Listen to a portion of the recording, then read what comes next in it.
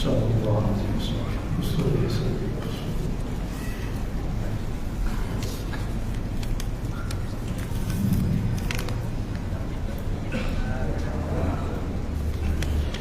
Assalamualaikum warahmatullahi wabarakatuh. Alhamdulillah rabbil alamin, al-munazzah min kulli fikrin wa khayalin wa wahmin. Asyhadu an la ilaha illallah wa asyhadu anna Muhammadan abduhu wa rasuluh. Allahumma salli wa sallim wa barik ala sayyidina Muhammad wa ala alihi wa ashabihi wa li baitihi wa dhurriyyatihi ajma'in. Amma ba'du. Allahumma bika amsayna wa bika asbahna wa bika nahya wa bika numut wa bika nushur wa akhrijna rabbana min zulmati al-wahmi wal jahli ila al-ma'rifati wal ilmi. Amin ya rabbal alamin. Habibi Sayyidi Al-Habib Abdurrahman mata'allah fi hayatihi. Itu juga Syekhuna Syekh Abdurrahman bin Ja'far dan para masyayikh, para asatiz, para ulama, habaib. Salam ta'zim, salam cinta dan hormat dari saya. Puji syukur kepada Allah, kita dicipta di akhir zaman menjadi umat Sayyidina Muhammad sallallahu alaihi wasallam. Dan lebih syukur lagi, kita dijadikan Allah Subhanahu wa taala umat Nabi Muhammad sallallahu alaihi wasallam yang mengikuti sunnahnya, maka bernama Ahlus Sunnah, Ahlus Sunnati wal Jamaah. Suatu kali baginda Nabi Muhammad sallallahu alaihi wasallam mengkhabarkan, "Sataftariqu ummati ala 73 firqah." Akan terpecah belah umatku, akan bergaduh umatku menjadi 73 firqah. Firqah itu golongan, kelompok.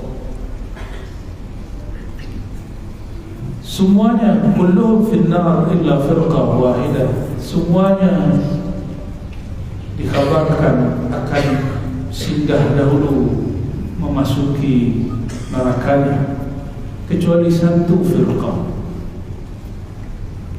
Maka dalam hadis Imam Abu Dawud, ditanyalah Rasulullah SAW, siapakah gerangan satu kelompok itu wahai baginda?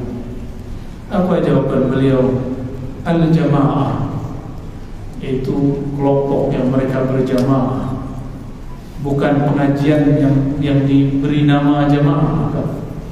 Jamaah mereka yang berkumpul mahma ikhtalafu, meskipun mereka memiliki pandangan yang berbeza secara mazhabi, secara tariqah, secara manhaj, tapi hatinya berjamaah. Mazahirnya berlainan, tapi batinnya satu, bertawajuh kepada Allah Subhanahu wa ta'ala. Ini riwayat Imam Abu Dawud. Dalam lafaz Al-Imam At-Tirmidzi, sahabat Imam Abu Dawud, tapi lebih muda, lebih belia. Nabi SAW ditanya dan jawabannya melainan. Qila man hiya ya Rasulullah? Siapakah kelompok itu wahai Rasulullah yang selamat dan tidak engkau siksa dalam neraka? Baginda Nabi Muhammad SAW menjawab dalam sabdanya, "Ma ana alaihi wa ashabi," yaitu firqah, kelompok atau jamaah yang ana alaihi, akulah yang dia ikuti, wa ashabi, dan sahabat-sahabatku. Dari kalimat ana alaihi muncullah istilah Ahlus Sunnah. Dari lafaz wa ashabi muncullah istilah wal jamaah. Maka bernamalah firqah yang mubarakah ini, al-jamaah al-marhumah ini, dengan istilah Ahlus Sunnati wal jamaah. Ketika muncul kelompok Khawarij, muncul lagi kelompok Qadariyah, Syiah, maka semua kelompok merasa dirinya paling benar.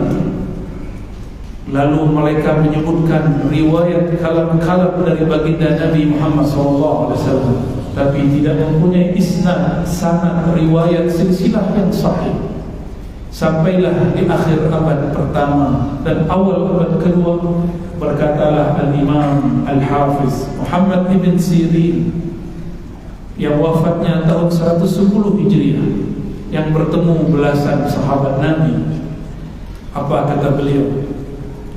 Dulu kami tidak pernah mempertanyakan jika ada orang berkalam qala Rasulullah, kami langsung percaya. Jika ada orang mengatakan Nabi bersabda, kami langsung percaya. Tapi ketika terjadi fitnah dalam bahasa Arab berarti kekacauan. Muslim bunuh Muslim, suatu kelompok sesama Muslim menyerang Muslim yang lain. Maka janganlah heran hari ini jika orang sama Islamnya tapi lain haluan politiknya, itu dimaklumi. Dulu Sayyidina Ali berlainan faham dengan Talha dan Zubair. Sayyidatuna Aisyah berseberangan berlainan faham dengan Sayyidina Ali. Sayyidina Ali pun berlainan faham dengan Sayyidina Muawiyah. Abdullah bin Amr berlain dengan Abdullah bin Abbas. Begitulah sunnahnya politik, sunnahnya siasat. Maka jangan bermimpi yang tidak mungkin terjadi, bahwa politik umat Islam akan satu kecuali di tangan Al-Imam Al-Mahdi, yang disebut oleh baginda Rasulullah SAW khilafah ala minhajin nubuwah. Pemerintahannya, khilafahnya berdasarkan minhaj kenabian. Maka jika hari ini tokoh fulan berlainan dengan tokoh fulan, kita katakan sadaqah Rasulullah benar.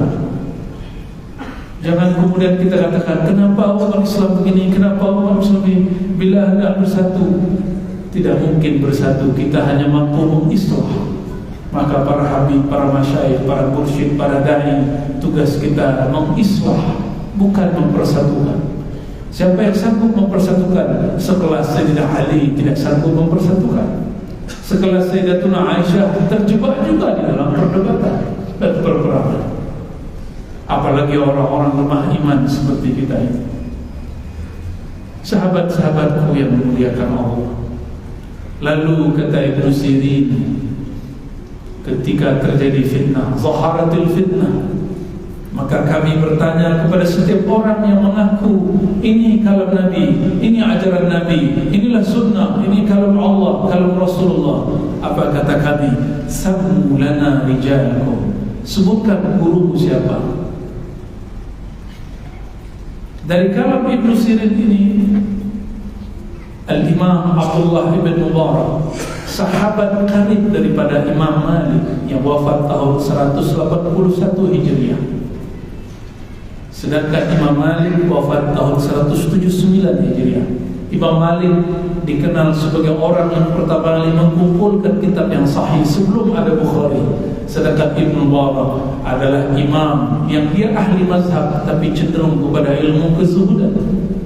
Ialah sufi yang kita maksud, tapi dia lebih banyak kepada ilmu hadis. Menulis satu kitab judulnya Az-Zuhd. Imam Ibn Mubarak mengatakan, dan dinukil oleh Imam Muslim dalam Sahih Muslim, al-isnad minad din, bersanad, berguru, punya syaikh, punya guru yang membimbing, itu adalah separuh agama. Maka siapa yang tidak berguru, runtuhlah separuh agamanya. Maka banyak orang hari ini mengatakan apa yang dia mau, langsung saja kepada Al-Quran dan Sunnah, tidak usah ikut imam. Laula al-isnad laqala man syaa ma syaa. Jika tidak ada sanad, orang akan mengatakan sesuka hatinya, ma syaa, sesuka nafsunya. Maka hari ini cobalah lihat orang-orang yang menghantam dan menolak bermazhab. Dia tidak faham mazhab lain dengan firqah. Firqah itu perbedaannya fi usuluddin, dalam usul agama, dalam asal agama. Lain dengan mazhab. Mazhab hanya berbeda dalam furu'uddin, cabang-cabangan agama. Sahabat-sahabatku yang melakukan Allah, maka yang disebut ahlus sunnah, siapakah mereka? Manhum ahlus sunnah, yang dijamin selamat disebut firqah najiyah atau firqah najiyah, firqah yang selamat, yang Allah selamatkan mereka. Mereka lah yang mempunyai isnad, sanad kepada gurunya. Jadi jika ada orang mengaku hari ini al-isnad itu cukup mengatakan hadis riwayat Bukhari, itu bukan, itu namanya reference. Lain dengan isnad. Maka isnad bersanad itu minimal ada 3 kriteria. Yang pertama al-isnad al-aqliyah, sanad akal. Kita sekolah punya guru mengajarkan berfikir, mengajarkan tulis baca, itu isnad aqliyah. Belajar kepada guru ahli aqidah, mengajarkan mantiq, mengajarkan sifat 20, itu aqliyah. Ada yang kedua al-isnad litabarruk, sangat mengambil berkah. Ini yang banyak hari ini, orang tidak mau ngaji, akalnya tidak diasah. Di mana ada buat kajian, ijazah sana ramai, tapi untuk khatam Sahih Bukhari tidak ramai. Untuk ngaji kitab akidah tidak ramai. Orang ramai cuma ingin mengatakan qabilna, kami terima. Itu penting, tapi ada yang lebih penting, yaitu isnad aqliyah. Maka gurumu agamamu, apa faham gurumu, itulah fahammu. Orang yang tidak berguru berarti dia tidak faham agama. Ini kaidahnya. Orang tidak berguru tidak ada faham agamanya. Jika ada orang hari ini mengatakan saya bertemu dengan siapa yang tokoh Islam dahulu di Malaka, yang ingat masa-masa Portugis, ada yang ingat? Al-Habib Fulan, Habib No, itu Singapura. Habib Idrus.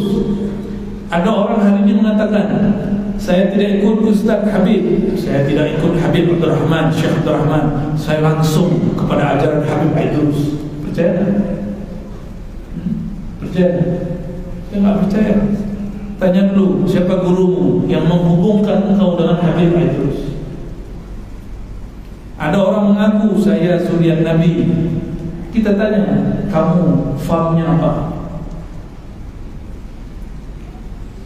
Kalau Habib jelas fahamnya apa?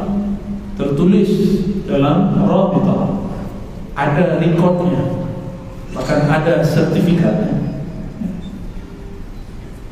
Tapi yang punya nasab pun tidak boleh iftikhar bersama, karena dia tidak pernah mengusahakan nasab itu. Itu anugerah dari Allah. Maka orang yang bernasab kepada baginda SAW, yang wajib dilakukan cuma satu saja, asyukuru Allah, mensyukuri nikmat nasab. Maka kami pun tidak boleh iri.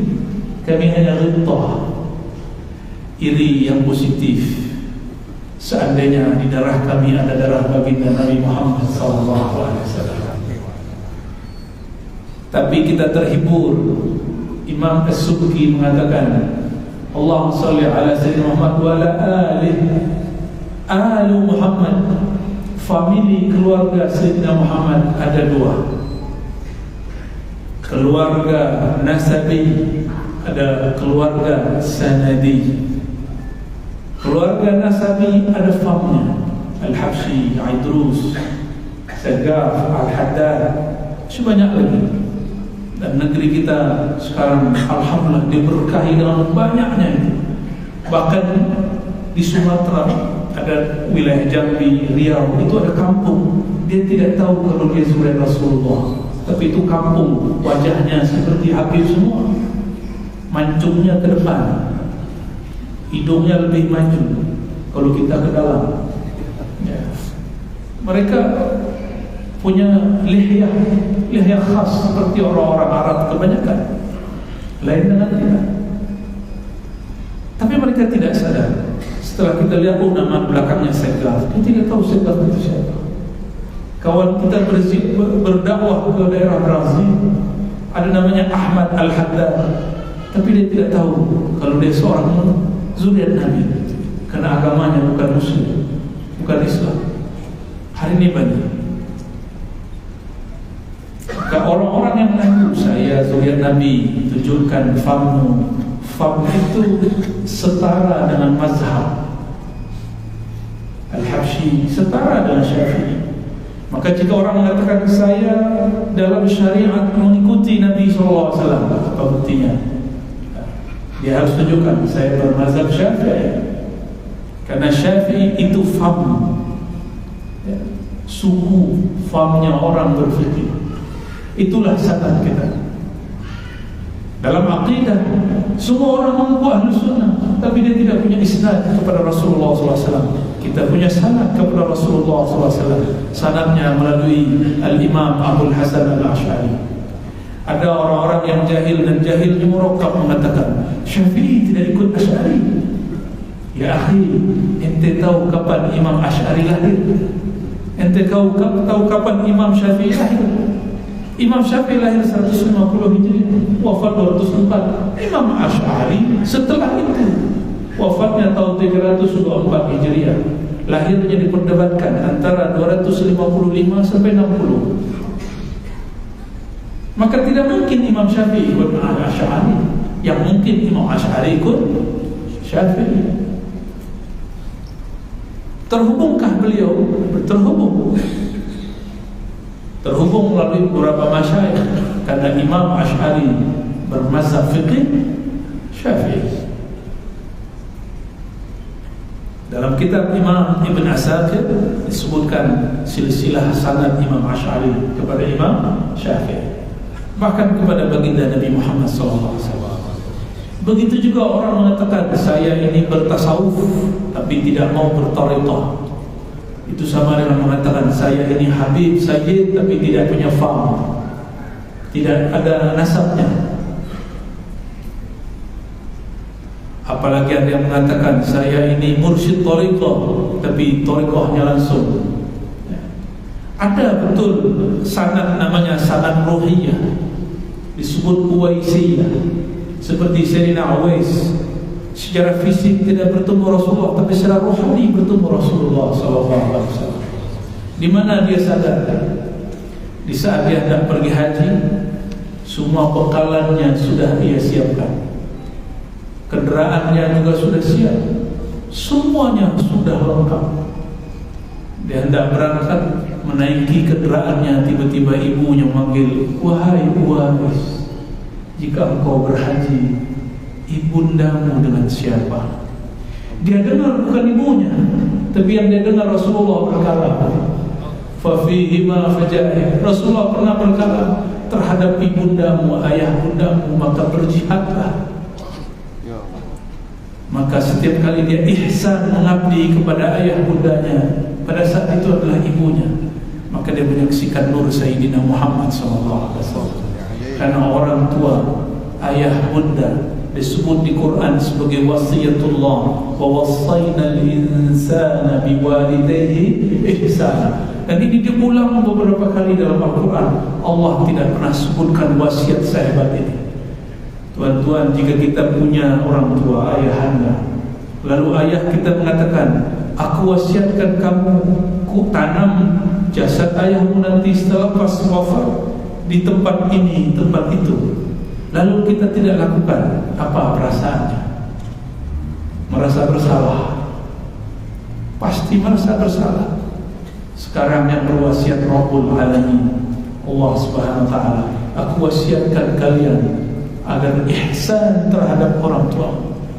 Imam Sya'rani berkata, orang tua terbagi dua, al-ab al-ruhi, al-ab al-jismani. ada jismi, ayahanda biologis, fulan bin fulan bin fulan bin fulan bin fulan. Tapi ada ayahanda ruhiyah. Itulah Syekh Mursyid. Syekh Mursyid terhubung semua kepada baginda Nabi Muhammad SAW. Maka beliau disebut di dalam kitab-kitab Madaih Nabawiyah Al-Ab Al-Akbar, ayahanda agung. Begitu di dalam Simtid Doa Al-Ab Al-Akbar di penutup khatam doa, Abu Ruh, ayahanda ruh. Maka siapa yang telah menemukan jalurnya, sanadnya kepada Sayyidina Muhammad SAW Abul Arwah, nanti di akhirat dia tidak hanya dipanggil dengan nama ayah jasmaninya, tapi dia akan dipanggil dengan ayah rohaninya. Inilah kalam Imam Sya'rani. Jangan hanya engkau mengandalkan nasab ayahmu secara jasmani, hendak engkau menemukan juga nasab batinmu, ruh. Semoga kita menemukan guru yang tepat, yang menjadi ayahanda rohani. Maka guru dipanggil abadi, abuya, syekh, walid, ayahanda. Di kampung kami di Minangkabau kami manggil buya. Guru-guru dipanggil buya. Mau muda, tua, belia sama dipanggil buya. Di Pulau Jawa yang dipanggil abuya hanya yang tua, hanya yang sudah sepuh. Dulu yang masyhur dipanggil Buya, Buya Hamka. Masih ingat? Masih ingat ya? Alhamdulillah. Buya Hamka dulu masih dianggap keras di ahli sunnah. Beliau ikut satu gerakan parti politik namanya Masyumi, dan bersaing dengan kawannya yang menulis kitab 40 masalah agama, tahu? Sirajuddin Abbas. Lalu mereka di dalam dunia panggung politik saling sindir menyindir. Kata Buya Hamka, kamu Sirajuddin Tibas. Kata Sirajuddin Abbas, kamu Hamqa. Hamqa bahasa Arab artinya dungu. Tapi selesai pesta politik pemilihan raya, mereka kembali baik, dan mereka kembali menemukan guru-gurunya. Buya Hamka seperti yang saya dengar dari Habib kemarin waktu bersilaturahim bertabaruk dengan sanad beliau kemarin. Buya Hamka futuh pertama kali bertemu dengan Al-Habib Abdul Qadir Sadaf di Jeddah, jadi Surabaya, Solo. Baik. Dan kemudian kita juga dapat kabar dari wakil terkin Abah Anom yang tua, yang Sarawak, yang bersamai kita sampai sore tadi. Malam ini juga masih cuma beliau kelelahan. Beliau bertemu Abah Anom di Tasikmalaya tahun 77, 78 dapat amanah memimpin zikir untuk negeri Sarawak.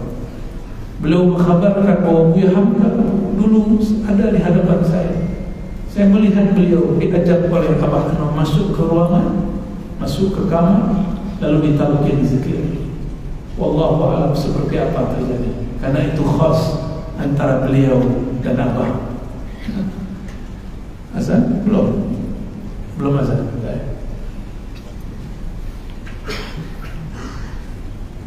Maka ada ayahanda ruh,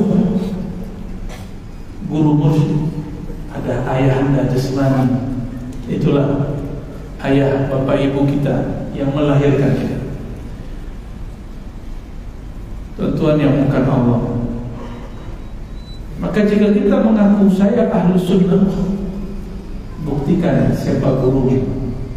Maka saya mengajak semuanya, ayo ramaikan majelis para masyayikh yang bersama, yang bernasab, yang dapat izin dari masyayikh sebelumnya, sebagaimana mereka diizinkan, diperintahkan oleh syekh sebelumnya. Bersambunglah kepada Nabi Muhammad SAW. Lalu kembali kepada hadis yang tadi, kulluhum finnar illa firqah wahidah. Semuanya masuk neraka kecuali satu kelompok. Di zaman Nabi Ada juga yang kalau kami di Indonesia punya konyol. Oh, konyol. Saya tidak tahulah bahasa Malaysianya. Itu bodohnya sudah keterlaluan. Apa kata mereka? Nabi dan para sahabat tidak bermazhab Syafi'i. So, saya dengar begitu. Nabi dan para sahabat tidak beraqidah Asy'ari. Nabi tidaklah bernaqsyabandi, Idrisi. Ya salam ya. Kenapa ada kejahilan seperti ini? Imam-imam ini bukan pembuat agama. Imam ini sebagai contoh. Adakah di Quran tata cara salat, kaifiat salat dari awal takbir sampai assalamualaikum? Itu bukan Sahih Bukhari. Tidak juga ketemu dalam sifatus salat satu hadis yang ada hadisnya bercerai-berai. Di bab ini, bab itu, fasal itu. Tidak ada hadis dari awal takbir sampai akhir salam. Tidak ada. Siapa yang kemudian kumpulkan? Ulama. Ulama ini kumpulkan setelah mereka melihat Nabi? Tidak. Mereka melihat orang yang mengikuti sahabat-sahabat Nabi sallallahu alaihi wasallam. Maka Imam Syafi'i berguru kepada Imam Malik. Imam Malik berguru kepada Imam Nafi'. Imam Nafi' berguru kepada Sayyidina Abdullah bin Umar. Beliau mengambil daripada Sayyidul Wujud Sayyidina Muhammad sallallahu alaihi wasallam. Tidak ada yang langsung. Ulama salafus salih yang dibesar-besarkan, yang namanya sering dijadikan sebagai hujjah, mereka semua bersama. Bahkan Imam Syafi'i tidak terima orang kalau tidak menyebutkan nama guru. Dulu kalau ada orang dah bersilaturahim kepada Abu Ya Sayyid Muhammad Alawi Al-Maliki, ditanya, kamu murid kiai siapa? Kamu murid tuan guru siapa? Jika disebut, okey, masuk. Itu penting sekali. Oleh karenanya, dalam berfikih kita cari guru yang mengajarkan fikih. Jika ada orang Malaysia ingin fikih Hanafi boleh, tapi tidak ada yang ikut. Ya, sekedar belajar boleh. Karena inilah keberkahan negeri ini. Tidak ada negeri yang rata mengamalkan satu mazhab kecuali Nusantara ini. Indonesia, Malaysia, Brunei, Singapura, Patani, Filipina Selatan, semuanya rapi. Tidak ada satupun yang dari dulu sampai sekarang mempunyai mazhab yang lain. Lain jika di Mesir. Di Mesir lain kampung, lain mazhab. Kampung ni Syafi'i, kampung sana Hanafi. Lebih banyak Syafi'i dan Hanafi. Di Suria satu masjid tergantung imamnya. Imamnya Hanafi, imamnya Hanbali. Di Indonesia sekarang sudah mulai, ya. Tapi mulainya mengerikan. Imamnya kadang bermazhab, kadang tidak bermazhab. Ini yang mengerikan. Semoga tidak terjadi di Malaysia, ya. Cukup kami nanti berebut masjid. Masya Allah. Kembali ke hadis tadi. Ahlu sunnah itu disebut dengan dua sifat, ma'ana alaihi washabi dan al-jamaah, yang ikut aku. Kenapa tidak cukup dengan kalimat aku? Mengapa Rasulullah menambahkan wa ashabi? Karena ada orang hayatnya tidak sampai bertemu Rasulullah SAW. Maka Nabi SAW mengatakan wa ashabi, yang tidak berjumpa aku, jumpa sahabatku. Jika ini diteruskan, jumpa tabi'in, jumpa tabi'in, maka wa ashabi boleh kita artikan orang yang bersanad. Orang yang bersanad. Sanad tidak sebarang sanad. Lalu ada sanad yang ketiga. Tadi sudah dua. Sanad ketiga, al-isnad ar-ruhiyah, al-isnad fi suluk wa tarbiyah. Sanad tarbiyah. Ada seorang syekh menyebut nama thariqahnya, ada tidak? Bagi dia nama thariqah tidak penting, yang penting tarbiyahnya dan nasabnya, sanadnya. Ada bagi sebagian syekh penting menyebut nama thariqah. Itu lain guru, lain syekh, lain seleranya. Kita ikuti cara mereka, tidak usah kita buat cara masing-masing.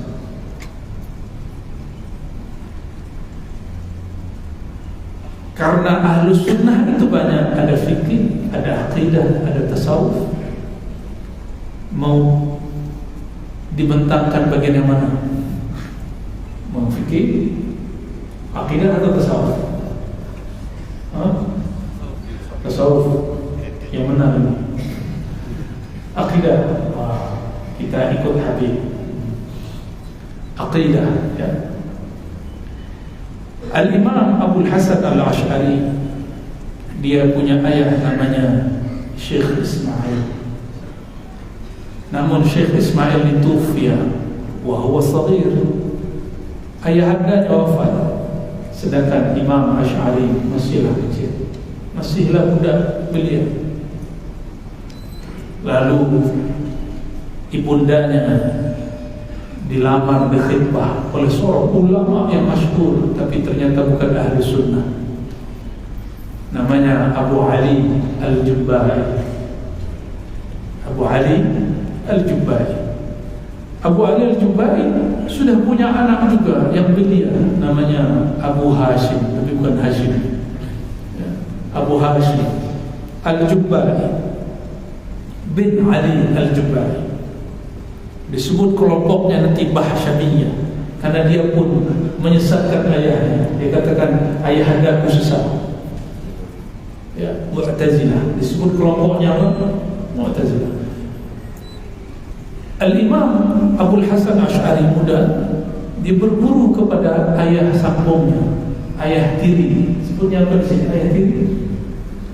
Sampailah dia umurnya mendekati 40 tahun. Terjadilah jidal yang luar biasa antara beliau dengan ayahandanya. Kisah ini saya sudah lama tidak ceritakan, semoga saya masih ingat, ya. Ini sumbernya kitab Imam Ibn Asakir, Al-Bayhaqi, dan beberapa imam yang lain. Imam As-Subki, ada minimal 3 maraja'. Apa pertanyaan Asy'ari? Wahai ayahanda, ayahanda tirinya, ada 3 orang nanti di akhirat, perumpamaan. 1 kafir, 1 mukmin, 1 anak kecil, 1 mukmin.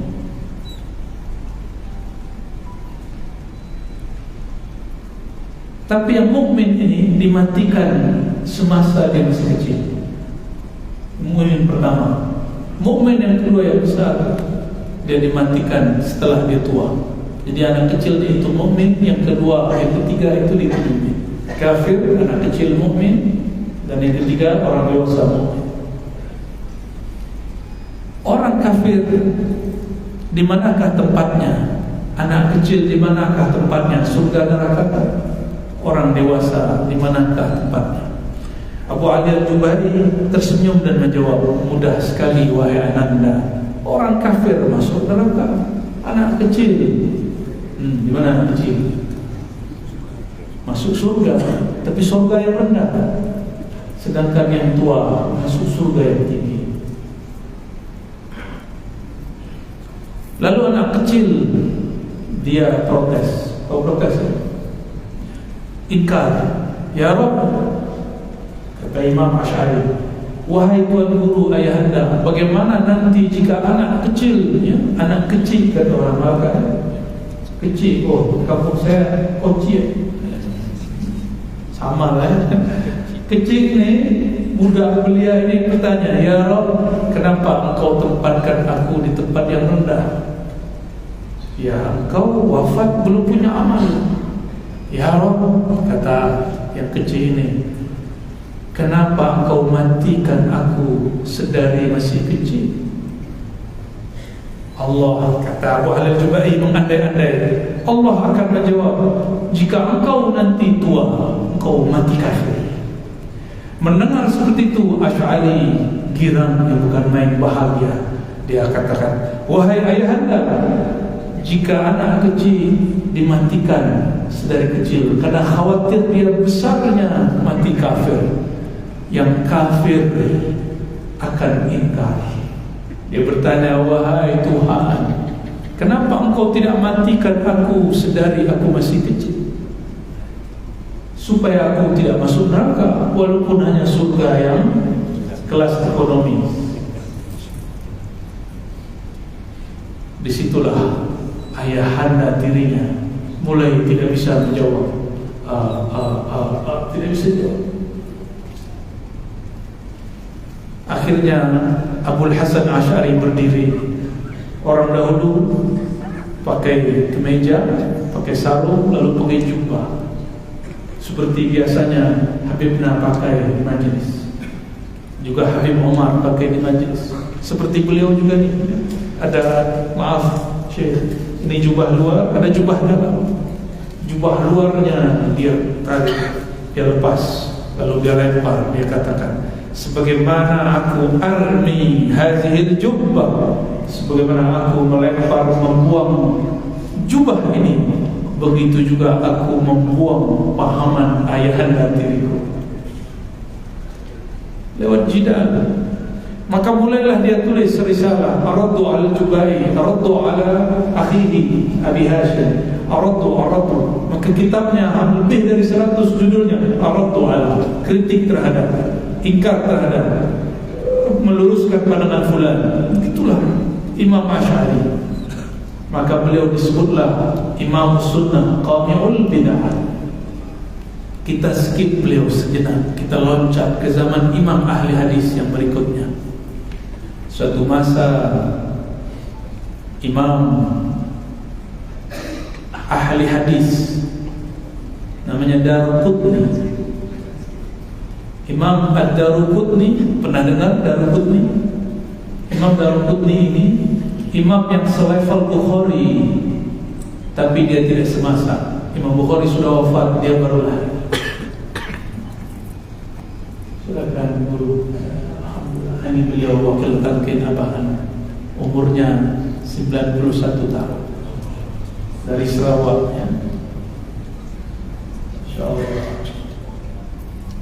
Fadal guru dari Sarawak, ini berenang apa terbang? Alhamdulillah, marhaban.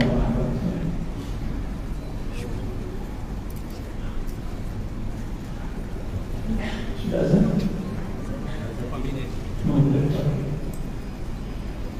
Imam Daruqutni dia bawa kawannya dari negeri Hira, namanya Abu Dzar Al-Harawi, bukan Abu Dzar Al-Ghifari. Abu Dzar Al-Ghifari sahabat Nabi sallallahu alaihi wasallam.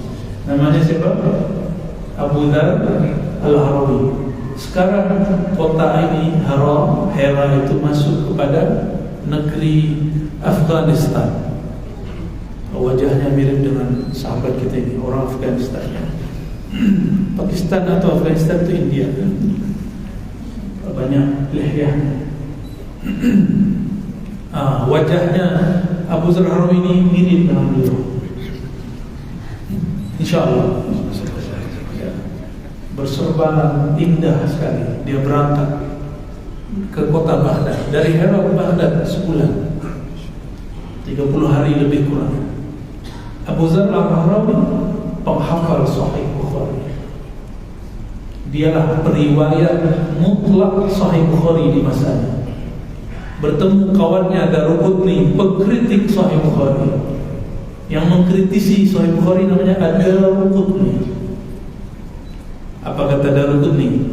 Ayo kita datang majlis seorang imam ahli sunnah, qami'ul bid'ah, penghancur bid'ah.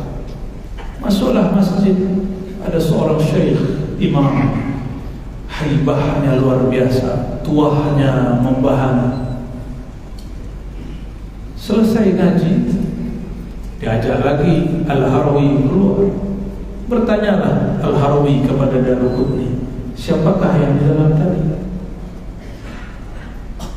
Lalu Daruqutni mengatakan, dialah imam sunnah, namanya Al-Baqillani. Apa namanya? Al-Baqillani disebut imam sunnah, penghancur bid'ah. Jika dia tidak ada di Baghdad, maka Mu'tazilah, Syiah, Hululiyah, Batiniyah merajalela di mana-mana. Tapi berkah ta'lim beliau safar ke mana-mana, beliau rihlah ke mana-mana. Ada yang aneh dia jida, maka bid'ah pun redup. Qami'ul bid'ah.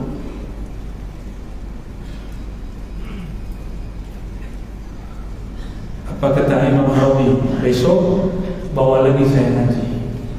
Yang berbicara ini Hafiz Sahih Al-Bukhari. Dia hanya tinggal sesaat, beberapa lama di sana, sebulan 2 bulan. Dia ambil ilmu Al-Imam Al-Baqillani. Siapa Al-Baqillani?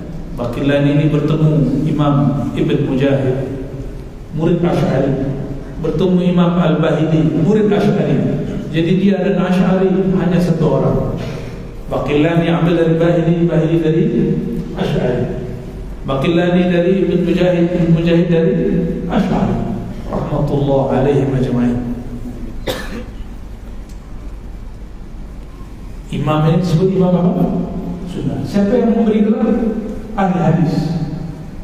Maka yang disebut ahli sunnah dari dulu Imam Asy'ari dan pengikutnya.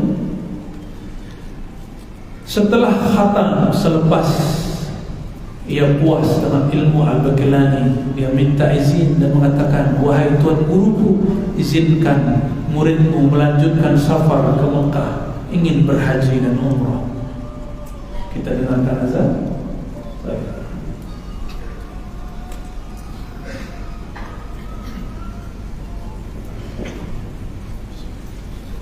Subhanallah, alhamdulillah, Allahu akbar, wa la hawla wa la quwwata illa billah. Allahumma shalli ala sayyidina Muhammad wa ala alihi.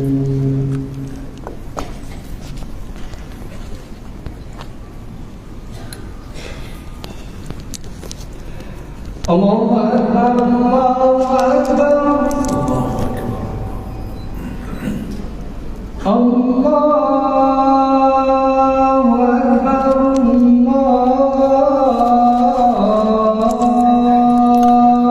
Allahu Akbar. Asyhadu an la ilaha illallah.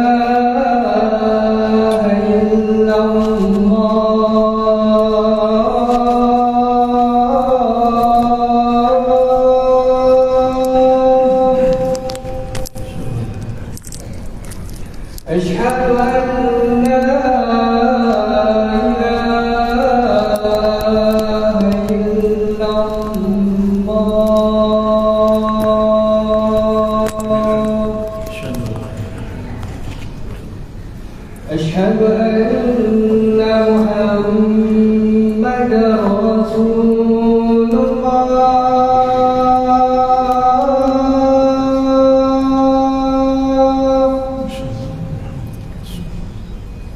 Asyhadu anna Muhammadar Rasulullah.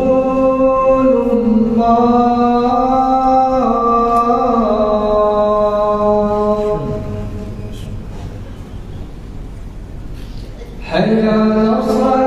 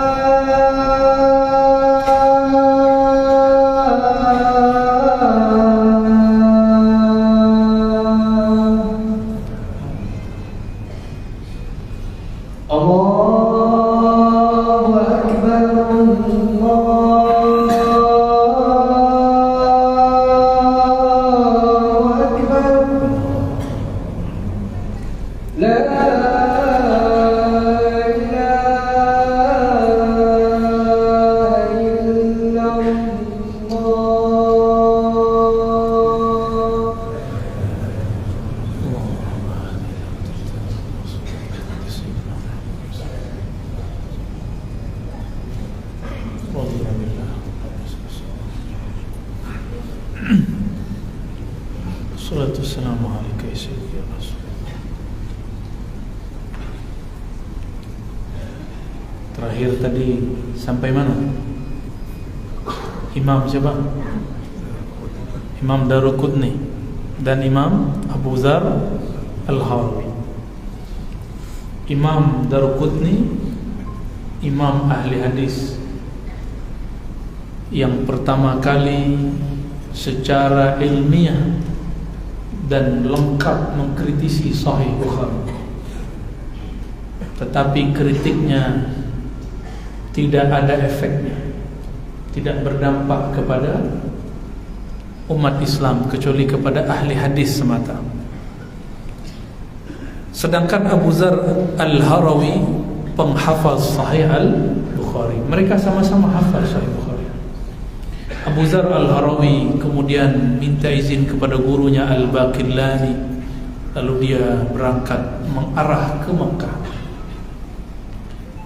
Kebiasaan orang Mekah apabila datang orang-orang dari negeri Khurasan, dulu Afghanistan, sebagian dari Persia, Uzbek, sebagian dari Pakistan dan India disebut dahulu dengan Khurasan.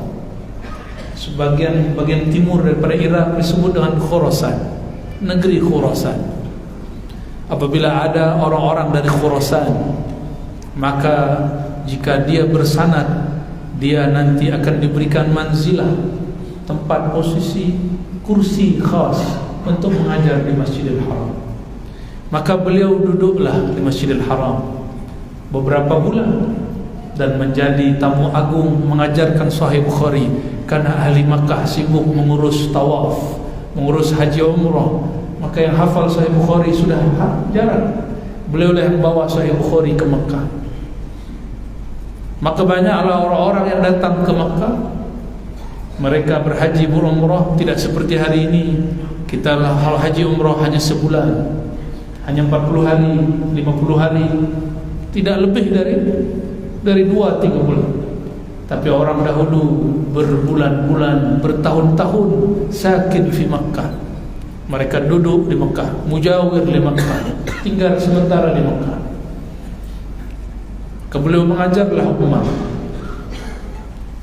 Di antara mereka yang belajar itu ada ulama-ulama dari Maghrib, Maroko.